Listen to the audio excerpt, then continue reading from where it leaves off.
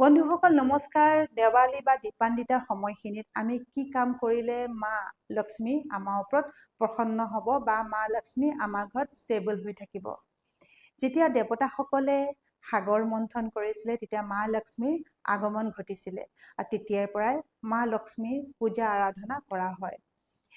মা লক্ষ্মীক কোৱা হয় চঞ্চল বুলি কোৱা হয়, গতিকে মা লক্ষ্মীক ষ্টেবল কৰি ৰখাৰ কিছু নিয়ম আমি কৰা খুব দৰকাৰ। এটা কাম কৰিব পাৰে 18 অক্টোবৰ আৰু 19 অক্টোবৰ দুটা দিনে ধনলক্ষ্মীৰ তৃতীয়া তিথি পৰিছে, গতিকে সেই ধনলক্ষ্মীৰ তিথিত যদি আমি কিছু কাম কৰোঁ তেতিয়াহ'লে মা লক্ষ্মী আমাৰ ঘৰত ষ্টেবল হৈ থাকিব। যিহেতু মা লক্ষ্মীক কোৱা হয় চঞ্চলা বা চঞ্চল। বহুতে আপত্তি কৰে যে মেম মোৰ হাতত টকা নাথাকে, ইমান খৰচ হয়, বহুত টকা ইনকাম কৰোঁ কিন্তু হাতত পইচা নাথাকে, আৰু তাৰ মূল কাৰণ হ'ল যে আপোনাৰ ঘৰত মা লক্ষ্মী ষ্টেবল হৈ থকা নাই। এটা কাম কৰিব, 18 তাৰিখৰ দিনাখনৰ পৰাই যিহেতু তৃতীয়া তিথি পৰিছে, সেইদিনাখন দীপদান কৰিব বা দীপ প্ৰজ্বলন কৰিব ঘৰত। যদি দীপ প্ৰজ্বলন কৰে তেতিয়াহ'লে আপুনি যি গেটৰ সন্মুখত আৰু তুলসী তলত প্ৰথমতে প্ৰজ্বলন কৰিব, তাৰপিছত গোসাঁই ঘৰটো আপুনি প্ৰজ্বলন কৰিব, ঘৰৰ চাৰিকোণাত আপুনি প্ৰজ্বলন কৰিব চাকি। তাৰপিছত এটা কাম কৰিব, সেউজীয়া ৰঙৰ অথবা গুলপীয়া ৰঙৰ এটা টোপোলা বনাই ল'ব, ভেলভেট বা অন্য কাপোৰৰ হ'লেও হ'ব। ধুনীয়া শুদ্ধ কাপোৰৰ টোপোলা এটা বনাই ল'ব। তাৰ লগতে এটা ৰূপৰ মুদ্ৰা লাগিব। ৰূপৰ মুদ্ৰাটোৰ ওপৰত মা লক্ষ্মীৰ চিত্ৰ বা পিকচাৰ থাকিলে খুব ভাল, আৰু যদি মা লক্ষ্মী আৰু গণেশৰ চিত্ৰ থাকে তেতিয়াহ'লেও হ'ব। আৰু সেই কইনটোৰ বাহিৰেও আমাক লাগিব অন্য কিছু বস্তু।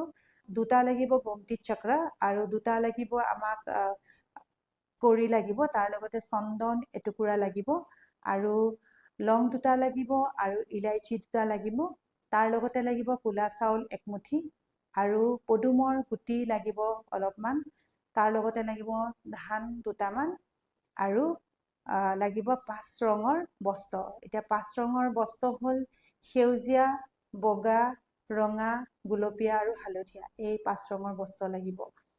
তাৰ লগত লাগিব আমাক এটুকুৰা ভোজপত্ৰ লাগিব। এতিয়া গোটেই বস্তুখিনি আপুনি ৰেডি কৰি ল'লে, ভোজপত্ৰখন ছাইড কৰি ৰাখি ল'ব। বাকী বস্তুখিনি কলপাত এখন বা প্লেট এখনৰ ওপৰত ধুনীয়াকৈ আপুনি যোগাৰ কৰি ল'ব। তাৰ ওপৰত আপুনি গংগা জল অকণমান ছটিয়াই দিব, আৰু নহ'লে চামেলিত তেল অকণ ছটিয়াই দিব। এতিয়া গোটেই বস্তুখিনি ৰেডি কৰি লওক। তাতে তাৰ সন্মুখতে আপুনি যিহেতু গোসাঁই ঘৰতে লোৱা খুব দৰকাৰী হয়, প্ৰদীপ প্ৰজ্বলন কৰি ল'ব আৰু আসন এখন পাৰি ল'ব। আসনখন পাৰাৰ পিছত আপুনি শ্ৰীসূত্তম পাঠ, আপুনি আসনখন পাৰাৰ আগতে চাকিগছ জ্বলাই ল'ব বা প্ৰদীপ গছ জ্বলাই ল'ব। মাক আবাহন কৰিব, সেই মা তোমাক আবাহন কৰিছোঁ, তুমি আমাৰ গৃহত সদায় কাৰণে ষ্টেবল হৈ থাকা, তোমাৰ আশীৰ্বাদে আমাৰ জীৱন পৰিপূৰ্ণ কৰা। যোনে সাধনা কৰে, যোনে সাধনাৰ লগত জড়িত, তেওঁলোকে নিশ্চয় জানিব। যেতিয়া প্ৰদীপ গছ জ্বলাব তেতিয়া এটা মন্ত্ৰ, যদি শ্বৰ্টকাট হ'লেও ক'ব যে ওম অগ্নিৰ্বৰ্ষো জ্যোতিৰ্বৰ্ষো স্বাহা, সূৰ্য জ্যোতি অগ্নি জ্যোতি স্বাহা কৈ আপুনি মন্ত্ৰটো মাতি পেলাই বন্তি গছ প্ৰজ্বলন কৰিব। প্ৰজ্বলন কৰাৰ পিছত আপুনি আসনত বহি ল'ব। আসনত বহি শ্ৰীসূক্তম পাঠ নহ'লে লক্ষী চালিচা পাঠ কৰিব।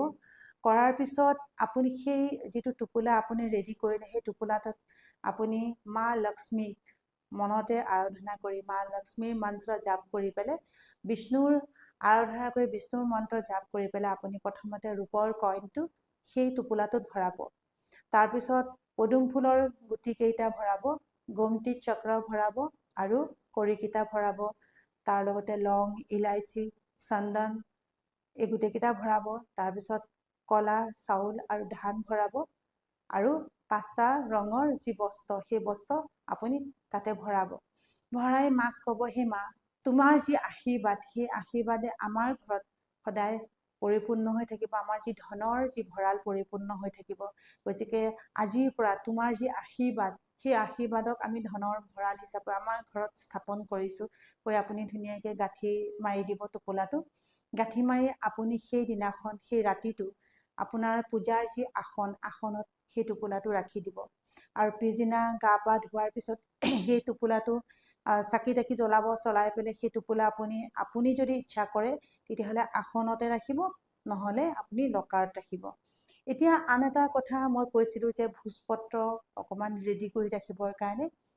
ভোজপত্ৰখনত এতিয়া কি কৰিব, হালধিৰ ৰঙত বা হালধি অকণমান গুলি ল'ব বা সেন্দুৰ গুলি ল'ব, তাতে আপুনি ধুনীয়াকৈ ভৰাই দিব।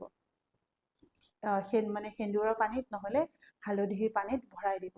ভৰোৱাৰ পিছত আপুনি লক্ষ্মীৰ যি মন্ত্ৰ, সেই মন্ত্ৰটো আপুনি নাম্বাৰকেইটা আপুনি লিখিব। মই আপোনাক ইয়াত দি দিম স্ক্ৰীণত যে কেনেধৰণে লিখিব। আৰু সেই যিটো মন্ত্ৰ বা যিটো আপুনি ভোজপত্ৰত লিখিলে, সেইটো আপুনি ধুনীয়াকৈ সেই টোপোলাটোত আপুনি আকৌ ভৰাই থ'ব পাৰিব, আৰু নহ'লে আপুনি তাবিজ আকাৰে পিন্ধিব পাৰিব। আপোনাৰ ঘৰৰ প্ৰতিজন ব্যক্তিয়ে পিন্ধিব পাৰিব, নহ'লে আপুনিও পিন্ধিব পাৰিব। সেই ভোজপত্ৰৰ যিটো নিয়ম, সেই নিয়মটো আগতীয়াকৈ কৰি থ'ব। তাৰপিছত আপুনি টোপোলাটো ৰেডি কৰিব পাৰে। এই কামটো কৰিব আৰু মাক ক'ব যে হে মা, তুমি সদায় আমাৰ গৃহত থাকিবৰ কাৰণে যি তোমাক স্থাপন কৰিছোঁ, তুমি সদায় আমাৰ গৃহত থাকিবা, বাছ তোমাৰ কৃপা আমাৰ ওপৰত সদায় ৰাখিবা, তোমাৰ আশীৰ্বাদে আমাৰ জীৱন পৰিপূৰ্ণ কৰিবা, কৈ সেৱা এটা কৰিব। আৰু পিছদিনাখন আপুনি যদি ওচৰ চুবুৰীয়া মানুহক, মানে 19 তাৰিখৰ দিনাখন ওচৰ চুবুৰীয়া মানুহক আপুনি মিঠাই খুৱাব। কাৰণ মা যেতিয়া আমাৰ ঘৰত আহে, মায়ে টোপোলা লৈ আহে, ধনৰ টোপোলাই হওক বা মিঠাই টোপোলাই হওক বা যিকোনো বস্তুৱে মা লৈ আহে সন্তানৰ কাৰণে। গতিকে সেই বস্তুখিনি আমি ওচৰ চুবুৰীয়াক ভগাওঁ। গতিকে সেই দিনাখন আপুনি ওচৰ চুবুৰীয়া বা আপোনাৰ পৰিয়ালৰ মানুহৰ মাজত মিঠাই বা বগা ক্ষীৰ আপুনি মানুহক বিলাব পাৰিব আৰু দুখীয়াক দান কৰিব পাৰিব। খুব মনৰ আস্থা, ভক্তি, বিশ্বাসেৰে এই কামখিনি কৰি চাব, নিশ্চয় সুফল পাব। নেক্সট ইয়েৰ আপুনি মোক জনাব, কমেণ্টত আপুনি জনাব যে বাইদেউ আমি এই কামটো কৰিলোঁ আৰু তাৰ পৰা আমি সুফল পালোঁ, বা আজি আমাৰ যি ধনৰ যি আনষ্টেবিলিটি যি আছিলে সেইখিনি আজি দূৰ হ'ল। লগতে আপোনালোকে এই ভিডিঅ'টো আপোনাৰ ওচৰ চুবুৰীয়া, লগৰ সমনীয়া, বন্ধু বান্ধৱীক, ঘৰৰ মানুহক আপুনি শ্বেয়াৰ কৰিব নাপাহৰিব। ধন্যবাদ থাকিল।